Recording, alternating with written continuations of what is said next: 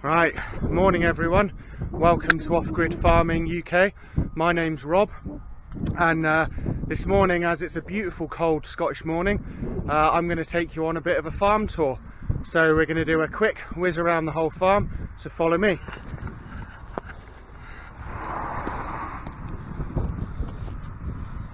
Going to hop over this fence here. So we are going to travel the farm in an anti-clockwise direction, starting at the north end at the main gate. I have both dogs with me today, Rusty the farm dog and Tia. So as I said, this is our big 20-acre field. This is the one that was reseeded in June of 2019 with a lovely diverse pasture mix. Somewhere, I think it was 19 species, somewhere between 15 and 20 anyway, and it's come up really well. So there's some lovely thick growth on the ground here, and the neighbour's sheep have come in just to trim it all down a bit and get rid of some of the thicker matted stuff before spring.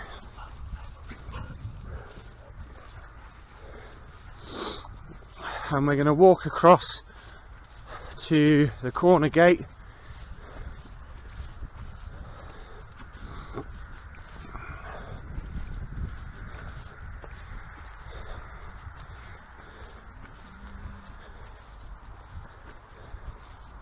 Come on, you two.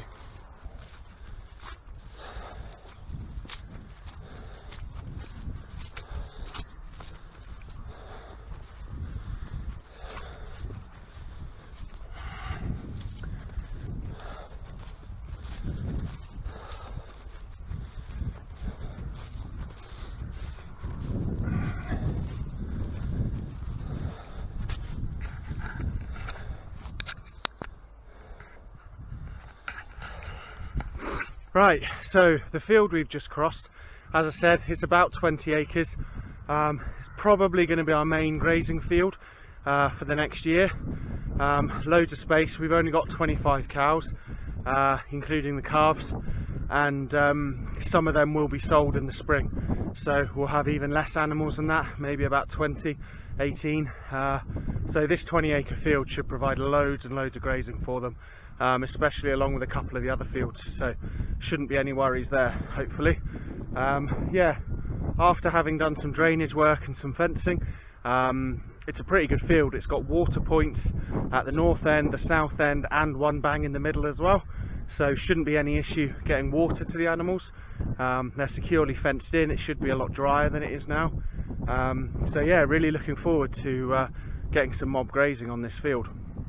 So now we'll walk up past one of the plantations and head up to the top 14-acre field, which you won't have seen yet because we don't go up there very often. Right, let's go. You can see Tia attacking the trees, and the sheep. They do love that little rough bit there. They like hiding behind that fence. Come on then, dogs.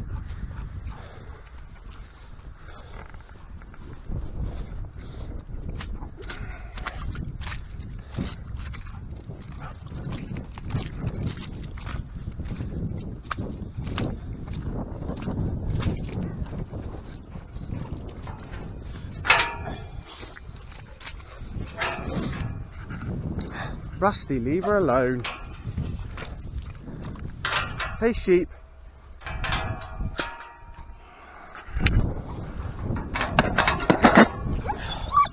Come on then.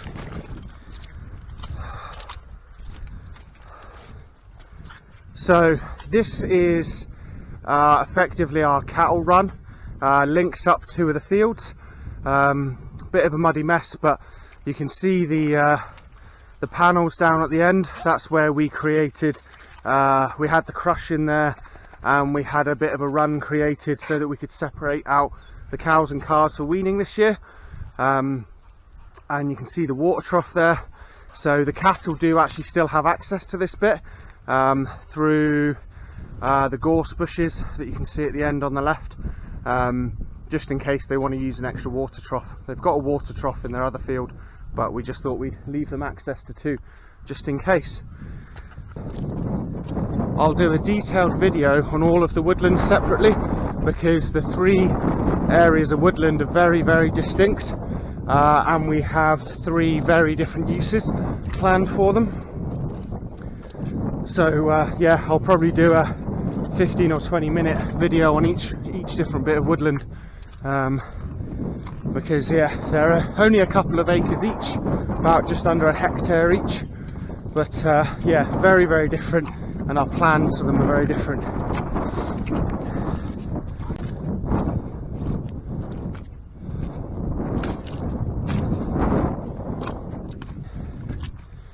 Yeah, I'm on.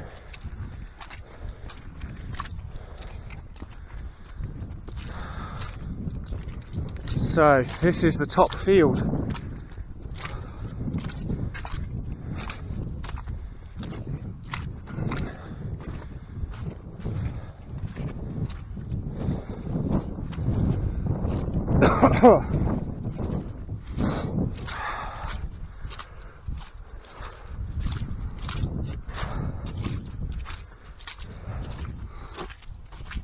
Now you can see this field has got an awful lot of rushes, and it's awfully wet and muddy down at this end.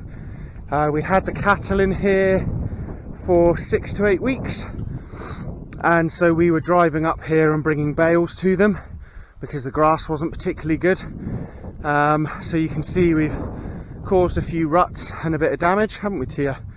Hey, good girl. And yeah, it's just very, very wet and mucky, and we pulled the cattle out of here a lot earlier than we wanted to, because they were really sinking in and really putting some big divots in the ground, and we didn't really like it. Wanted to keep them a bit drier, so down they went to the current bit of land. And there's the back of that woodland, and I don't know if you can tell, but there's a bunch of new posts in the middle about there, where we fenced in a big gap to actually keep the cattle in the woodland, because that bit of woodland we'd quite like to use for animals, but there was no fence there, so they could wander into the woodland and out of it as they wished. So we've put that fencing in to actually keep them in the woodland if we want them in there, and to give this field a bit of a rest.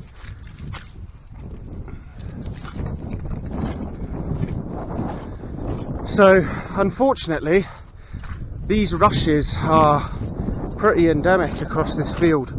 Quite a large percentage of the field is rushes, and although you can see that some of the cattle did eat them, they've done quite a nice job here of nipping down these rushes. Not all of the cows would eat them, mainly the older ones. Rosie, she's a clever old girl, she knows where to get her food from, but yeah, not all of the cattle liked eating them. And I'll show you here, you know, this is tyre tracks where we pulled the feed trailer through and brought bales up, and it is just bogged full of water, which is really interesting because Dan actually met one of the old owners of this farm years ago, and he actually said that this top field is meant to be the driest field, which you would assume would be true because all the land around it is much lower. This is literally the highest bit of ground for quite a way around, and yet it's really wet. So yeah, slightly frustrating, but we'll fix it. Not sure what we're going to do with it this year yet. It's about 14-15 acres, and yeah, mega rushy. The grass isn't great. It was silaged for years and years and years, so it's had a really extractive run the last few years, and as you can see, we have a big pile of muck. That's all the deep bedding from last year's calves, so we are going to spread some lovely organic muck on it to try and improve it a bit.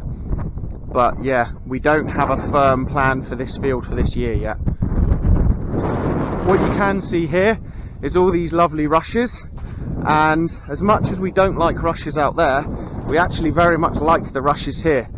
This whole corner of the field is a completely different soil composition, very wet, beautiful for rushes, very acidic, And actually we have no intention of ever removing these rushes.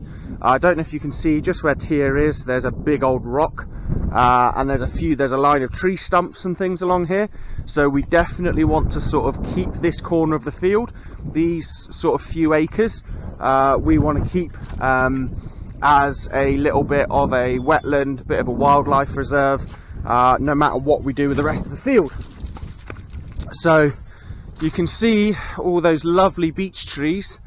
They are on Lochaber farm. They are our trees, planted many years ago, and unfortunately quite a few of them are diseased.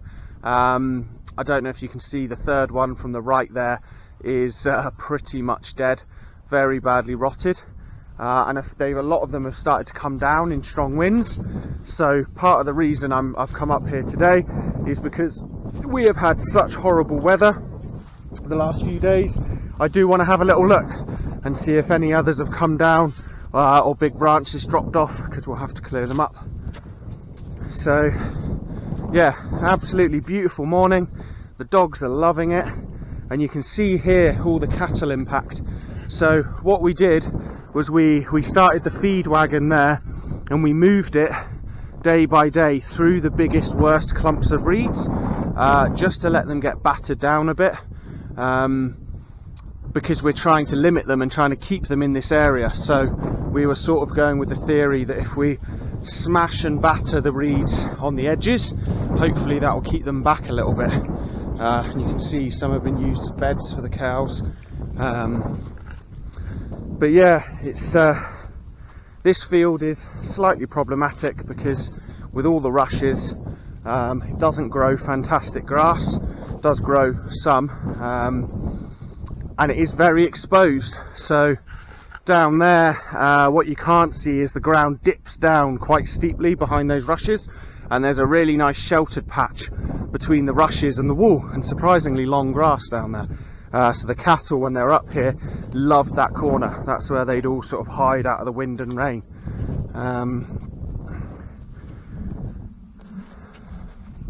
Hey Tia.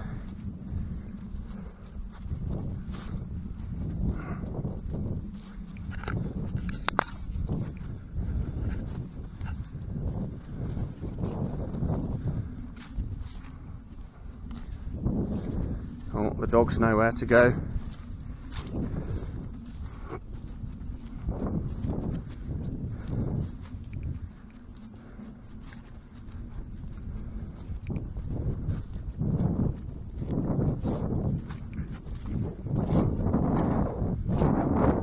So down here we have I think 2 different beech trees that have come down and have started to be processed for firewood.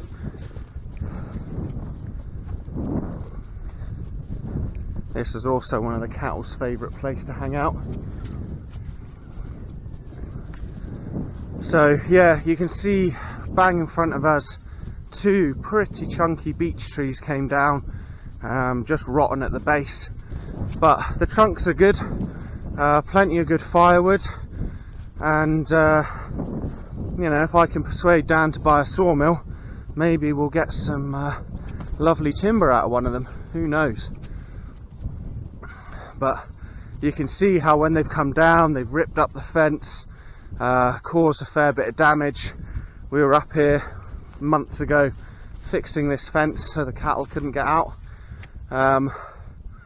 But yeah, it's a big old job, and the problem with this being at the far end of the farm and in quite a wet field is we don't really want to be bringing up heavy machinery in this time of year. But this time of year is when we have the most time to be doing that sort of thing. So bit of a shame, but yeah, when it dries out a bit in the spring, we'll try and get all this lot cleared up, and that lovely long straight beech trunk I think is crying out to be slabbed and turn into some lovely timber, but we'll see. Right, so back across this end of the field towards the other plantation. So the plantation we're walking towards now was planted at the same time with the same species as the first plantation we saw. but this plantation has not been cleared at all. The first plantation we saw, we've started the process of clearing it, or not clearing it. We've started the process of putting some tracks through it so that we can move animals through it. We've started opening up some of the trees so that it can be used a bit more. This one here has been left pretty much exactly as it was when they bought the farm. Very, very dense. It hasn't even been thinned. So very, very narrow rows, very dark, but it is amazing for mushrooms. It's the perfect environment for fungi to grow, because it's very dark in there, nice and damp, and you get, yeah, hundreds and thousands of mushrooms, and a dozen or more species, which I don't know yet because I'm not very good with plant and animal identification yet. Now I'm going to walk up to this crest to see what the view is like. Hey Tia.